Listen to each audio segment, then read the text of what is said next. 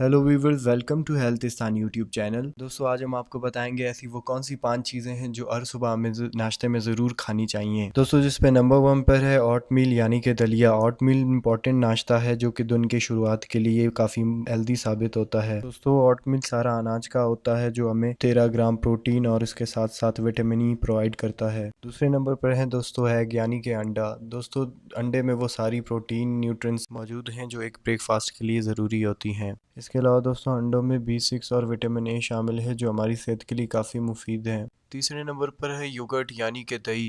दोस्तों, योगर्ट में वो सारी प्रोबायोटिक्स शामिल होती हैं, वो सारी बैक्टीरियाज शामिल होती हैं जो हमारे लिए फ़ायदेमंद होती हैं। दोस्तों, सुबह ब्रेकफास्ट में योगर्ट पीने से हमारे मैदे में सोजिश ख़त्म हो जाती है। नंबर 4 पर है खुश्क मेवाजात, जिसमें हेल्दी फैट्स और पोटेशियम मौजूद है जो आपको पूरा दिन एक्टिव रखने में कारआमद साबित होती हैं।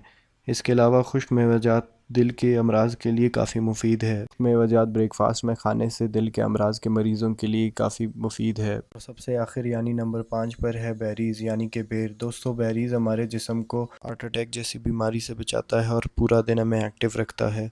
तो दोस्तों, ये थी 5 वो चीज़ें जो आप अपने नाश्ते में खा सकते हैं जो आपके लिए काफ़ी मुफीद हैं।